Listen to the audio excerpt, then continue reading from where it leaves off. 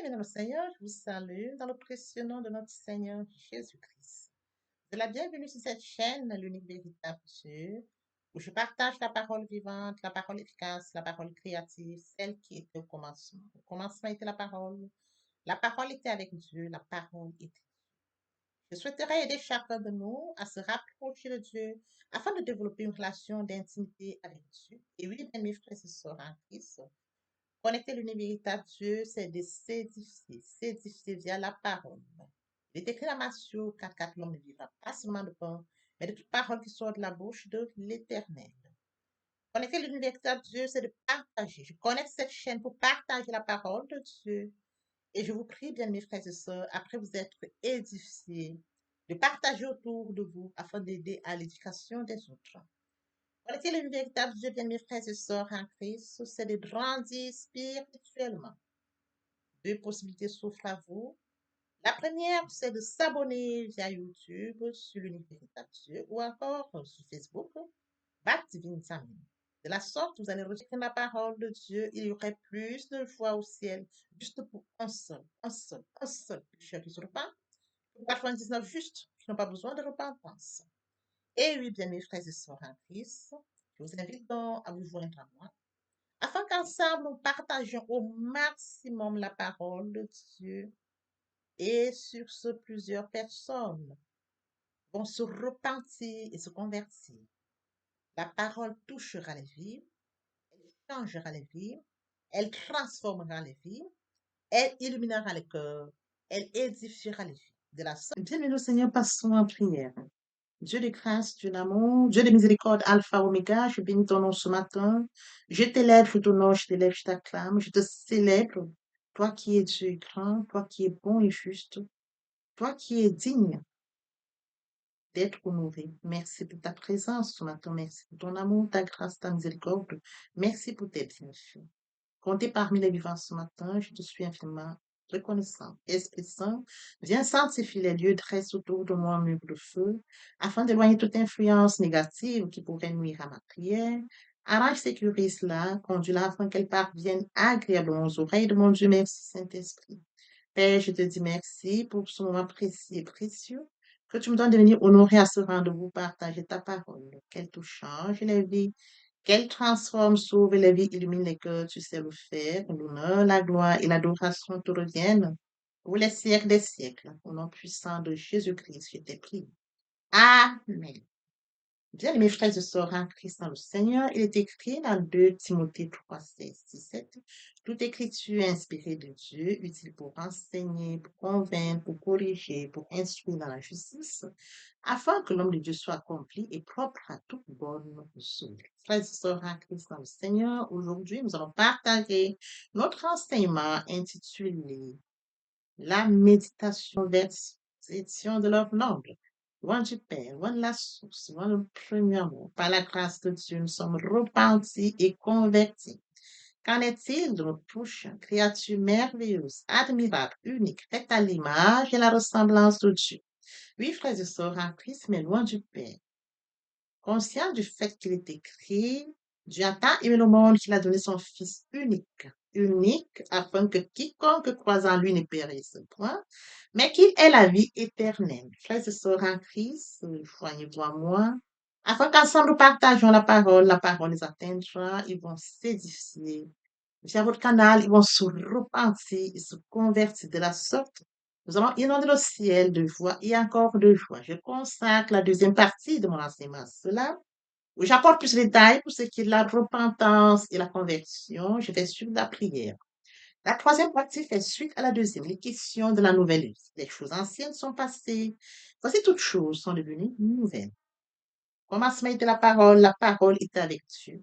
La parole était Dieu. Sur ce, revenons à notre enseignement de ce matin, intitulé La méditation, le point qui captive notre attention ce matin, c'est bien fait. Oui, frères et sœurs en Christ, lorsque nous allons méditer la parole, nous allons rechercher Dieu, un Dieu puissant, un Dieu grand, omniscient, omnipotent, omniprésent.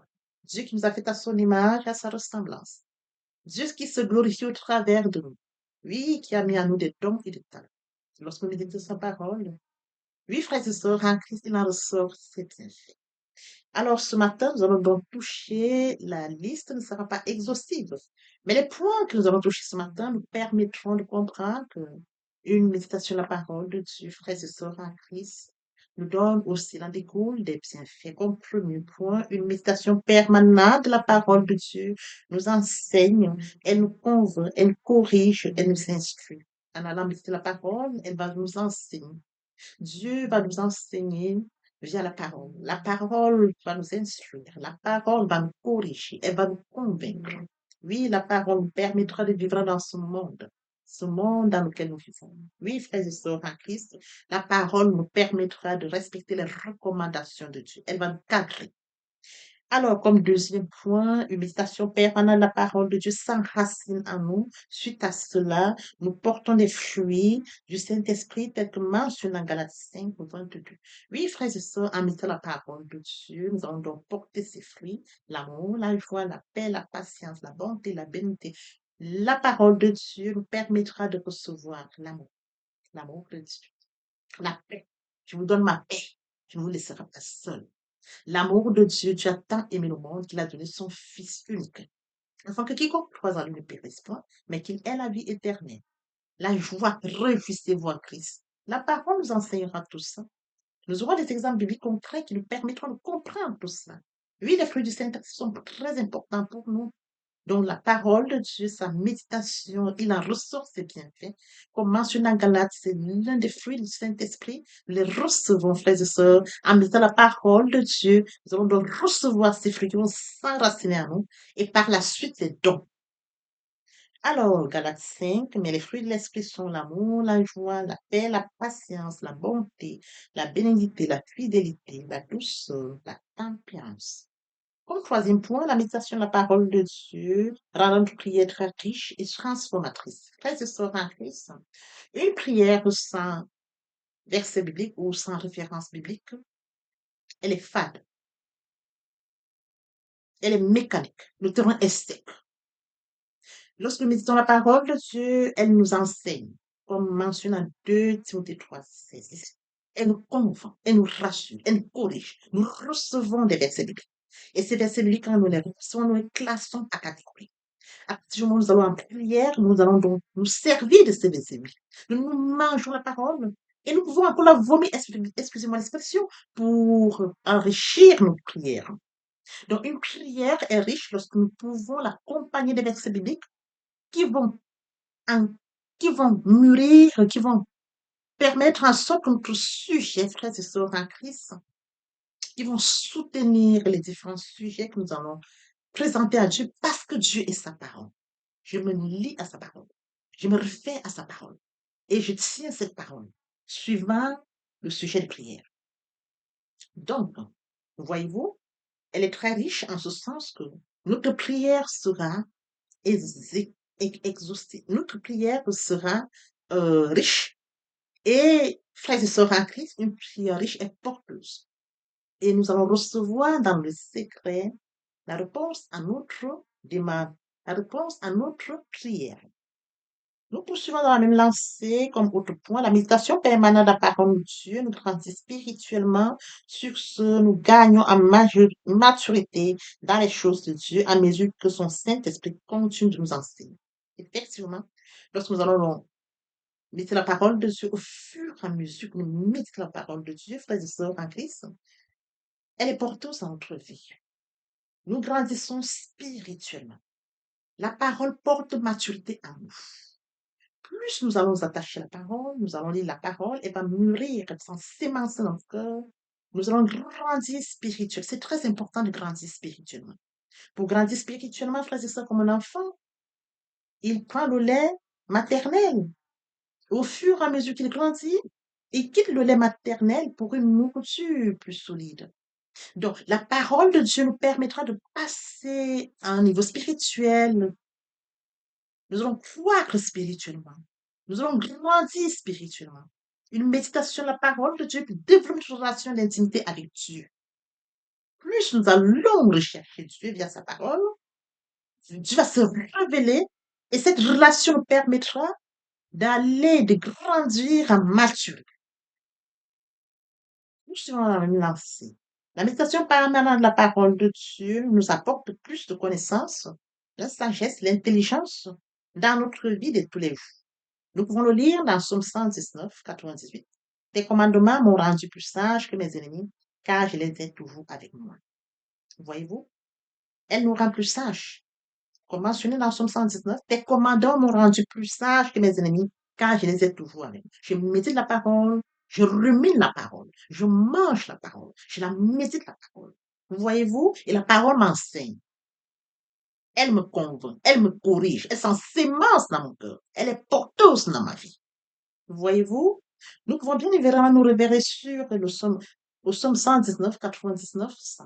Je suis plus instruit que tous mes maîtres, car tes préceptes sont l'objet de ma méditation. J'ai plus d'intelligence que les vieillards, car j'observe tes ordonnances. Plus nous méditons la parole, nous portons maturité, elle porte maturité en nous. Et donc, frères et sœurs en Christ, qu'importe les situations, la parole va nous aider. La parole nous sera utile. La parole ne regarde pas l'âge. Plus nous allons en maturité, plus nous allons vers Dieu, Dieu va se révéler à nous. Il va se révéler à nous. Qu'importe votre âge, Dieu ne regarde pas à l'âge, il regarde au cœur. Le cœur qui vient à lui. Poursuivons dans la même lancée. La méditation permanente de la parole de Dieu nous préserve du mal. Comme mentionné dans Psaume 119, 101, 102. Je retiens mon pied loin de tout mauvais chemin afin de garder ta parole. Je ne m'écarte pas de tes lois car c'est toi qui m'enseignes. La parole de Dieu m'enseigne de m'écarter de tout mal. C'est la parole qui m'enseigne. Je retiens mon pied loin de mauvais chemin. La parole m'enseigne, elle me préserve de tout mal afin de garder ta parole. Donc, je sers la parole et je me retiens de tout mal. Donc, la parole de Dieu me préserve de tout mal. Oui, frères et sœurs en Christ, Dieu préserve toujours du mal ceux qui désirent être instruits par lui et méditent sa parole. Plus nous méditons sa parole, nous sommes loin du mal. Dieu nous préserve de tout mal. Frères et sœurs en Christ, une méditation permanente de la parole de Dieu nous révèle qui est Dieu et transforme notre cœur. Nous allons chercher Dieu, un Dieu grand. Lorsque nous allons le chercher, il va se révéler. Il est sa parole. Et plus il va se révéler, frères et sœurs, plus qu'il regarde au cœur. Oui, frères et sœurs en Christ, il va transformer notre cœur. Voyez-vous? Il va transformer notre cœur parce qu'il regarde au cœur.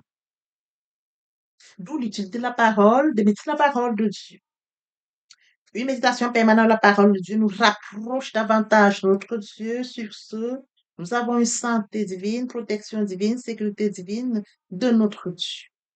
Oui, frères et sœurs en Christ, lorsque nous méditons constamment la parole de Dieu, elle nous rapproche de Dieu. Elle nous rapproche de Dieu et il fait de nos combats ses combats. Nous sommes protégés divinement. La santé, la sécurité, la protection, Dieu nous la donne parce qu'il est Dieu. Plus le cœur va avec Dieu, Dieu regarde le cœur qui s'ouvre et Dieu accueille tout cœur qui s'ouvre. Et Dieu fait de nos combats ses corps. Oui, frères et sœurs en Christ, nous pouvons bien regarder les chrétiens, par exemple le cas des chrétiens de Béret.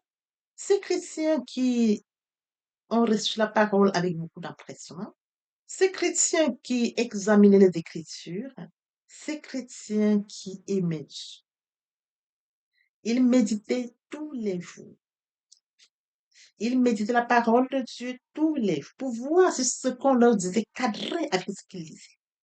Ils ne méditaient pas pour méditer. Ils méditaient parce qu'ils aimaient Dieu. Quand ils allaient méditer la parole, ils rencontraient Dieu. Ils recevaient la parole de Dieu. Ils mangeaient la parole. Excusez-moi l'expression. Au point de vomir la parole pour regarder sur ce qu'ils passent le temps à lire cette Dieu d'amour. Est-ce que c'est ce qu'on leur apprend? Ils ont manifesté l'amour, les chrétiens de Béry. Ils ont manifesté l'amour quand ils allaient méditer la parole de Dieu. Ils manifestaient l'amour.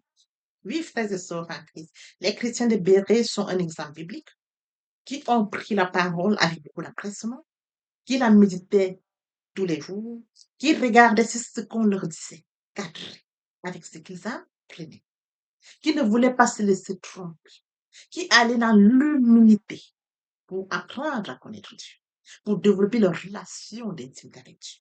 pour grandir spirituellement. Voyez-vous, frères et sœurs en Christ, les chrétiens de Béret sont un exemple concret. Les chrétiens de Béret, frères et sœurs en Christ, nous devons nous en inspirer, comme les chrétiens de Béret. Ceux de Thessalonique ont rejeté la parole, mais eux, ils ont appliqué la parole de Dieu.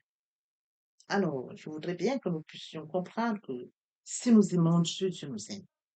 Si nous cherchons Dieu, il se laissera trouver.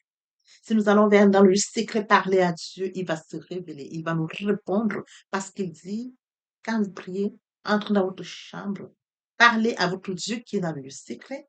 Le Dieu du secret vous répondra. Mais lorsque nous allons dans le secret, comme les chrétiens libérés, il faudrait que nous ayons la parole. Que la parole puisse nous servir.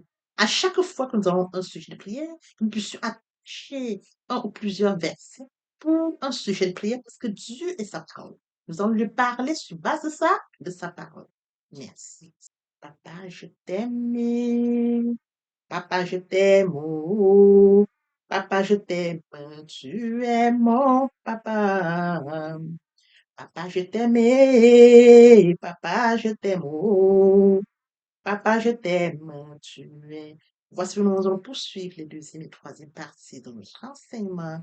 Partie riche importante pour compléter cette première pour notre édification. Sur ce, je vous prépare l'oreille pour la suite. Merci, Seigneur. Jésus-Christ comme Seigneur. Tout homme qui vient vers le Seigneur Jésus-Christ dit, je t'accepte comme Seigneur et Sauveur. Il se laisse guider par le Seigneur Jésus-Christ. Lorsque vous l'acceptez, bien mes frères et sœurs en Christ, votre vie n'est plus sous votre contrôle. C'est lui qui vous guide. Vous n'avez plus le contrôle de votre vie. Vous sentez qu'on vous conduit comme le vent qui souffle. C'est écrit le vent souffle où il veut. Tu entends le bruit. Quand le Saint-Esprit est en vous, vous sentez, vous le ressentez que l'Esprit Saint est là. Mais c'est lui qui vous conduit. C'est lui qui vous guide. C'est lui qui vous oriente. Bien, mes frères et sœurs en Christ, après lecture de Jean 3:8, une illustration nous montre comment quand l'homme naît, quand un homme naît de nouveau, l'homme qui est né de nouveau se laisse conduire par le Saint-Esprit. C'est l'Esprit Saint qui le conduit. Il ressent la présence du Saint-Esprit.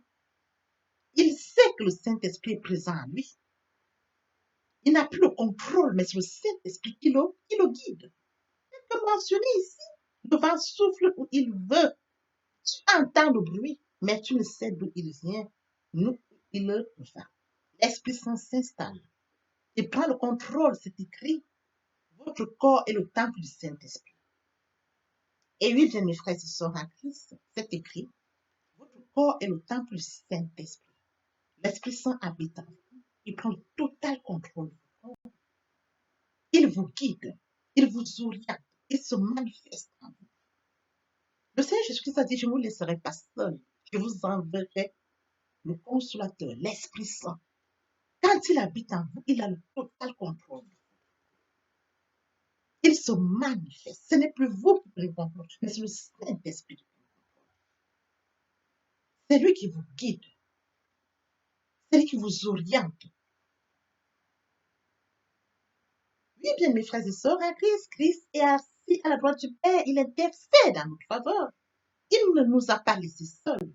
Le Saint-Esprit qui est en nous prend la suite, prend la relève, nous conduit, nous guide, nous oriente, se manifeste au-dedans de nous. Et oui, bien, mes frères et sœurs en Christ, il en est ainsi de tout homme qui est né en esprit. Poursuivons avec notre enseignement de ce jour.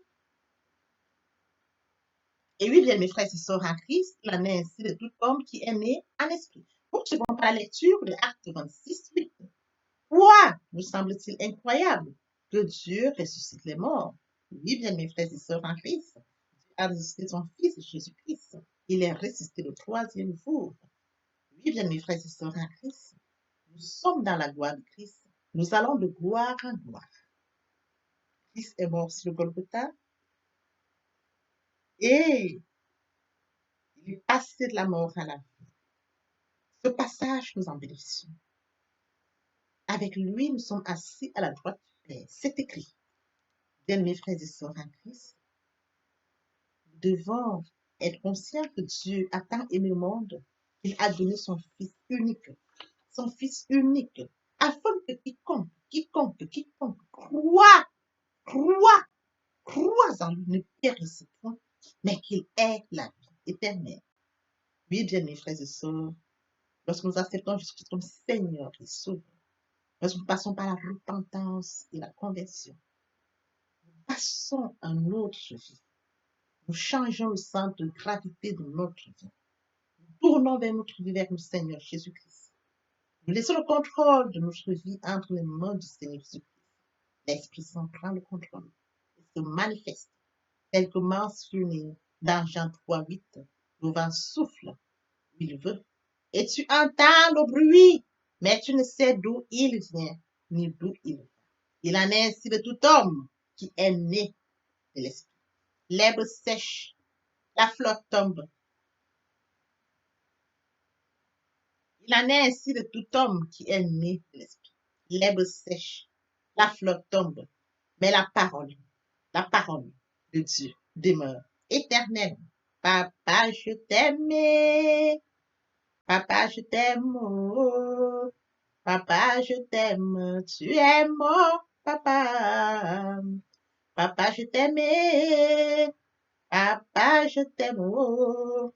Papa, je t'aime. Tu es mon bien-aimé et mon Dieu. Et mon Dieu. Et mon Dieu. Oui, bien mes frères et sœurs en Christ, le moment est venu pour nous de poursuivre avec les deuxième et troisième parties de notre enseignement. Partie qui vient de compléter cette première pour notre édification. Se repentir, c'est regretter, c'est sans vouloir, c'est pleurer. La repentance est un changement d'attitude, se détourner de son mal pour se tourner vers Dieu. Venez, plaidons, dit le Seigneur, si vos péchés sont comme le cramoisi, ils deviendront blancs comme la neige. S'ils sont comme la pourpre, ils deviendront comme la laine. Se convertir, c'est le fait de déplacer le centre de gravité de ma vie ancienne vers mon Dieu. Se convertir, c'est de croire en Jésus-Christ. En un mot, nous pouvons dire que la conversion accompagne la repentance. Lorsque les cœurs se convertissent, le voile est ôté. Or, le Seigneur, c'est l'Esprit. Là où est l'Esprit du Seigneur, là est la liberté. Pour toutes les personnes qui ne se sont pas encore engagées à suivre le Seigneur, pour ceux qui se sont engagés, et qui auraient, pour ceux qui se sont engagés, et qui auraient abandonné quelque raison que ce soit, le moment est venu pour nous, bien mes frères et sœurs en Christ, de passer en prière via cette chanson. Miséricorde insondable, Dieu peut-il tout pardonner? Absoudre si coupable et mes péchés oubliés. Jésus, je viens à toi, tel que je suis, je viens à toi. Jésus, je viens à toi, tel que je suis, papa. Ah, répétez après moi la prière, Seigneur Jésus. Je m'engage à te suivre tes souffles. Je sais que tu es mort sur la croix de Golgotha. Le troisième jour, tu es ressuscité afin que je sois justifié. Merci, Père, pour l'œuvre de la foi. Merci pour l'amour que tu as manifesté au travers de ton Fils. Merci, Seigneur, pour le salut de mon âme. Merci pour avoir sauvé mon âme. Amen. Notre Père Céleste, merci pour les âmes précieuses. Merci pour l'engagement que tu leur donnes. Mon Dieu, mon roi, je te prie de veiller, de conduire, afin qu'ils y restent. Dieu qui sait faire, qui peut faire, je laisse entre tes mains. L'honneur, la gloire, l'adoration te reviennent pour les siècles des siècles. Au nom puissant de Jésus-Christ, je t'ai prie. Amen. Oui, bien, mes frères et sœurs en Christ dans le Seigneur, après cette sincèrement repentie et convertie, il faut y rester, il faut y demeurer. Comment le faire? Premièrement, invoquer le Saint-Esprit. L'Esprit Saint prendra contrôle durant la méditation. Poursuivra la lecture du verset ou du texte qui servira d'appui durant la méditation. Matthieu 4:4, l'homme ne vivra pas seulement de pain, mais de toute parole qui sort de la bouche de l'Éternel. Méditer la parole, c'est l'approfondir, c'est la mûrir, c'est aller en réflexion profonde. Que ce livre de la loi ne s'éloigne point de toi. Médite-le jour et nuit. Que ce livre de la loi ne s'éloigne point de toi. Médite-le jour et nuit. Après avoir médité la parole, nous devons recevoir la parole. Recevoir la parole via la foi. La foi est une ferme assurance des choses qu'on espère, une démonstration de celles qu'on ne voit pas. La foi vient de ce qu'on entend. Ce qu'on entend vient de la parole de Dieu, de par conséquent. La foi vient de la parole de Dieu. Recevoir la parole via l'obéissance. L'obéissance veut mieux que le sacrifice. Et l'observation de sa parole vaut mieux que la rébellion. Après cela, bien aimé, il faut mettre en pratique la parole. On donne tout ce qu'on reçoit. Et oui, bien, si nous observons toutes ces étapes, nous verrons que nous allons grandir spirituellement en gardant une relation d'intimité avec Dieu. Que l'Éternel Dieu vous bénisse ainsi vos familles respectives. À très bientôt. Amen.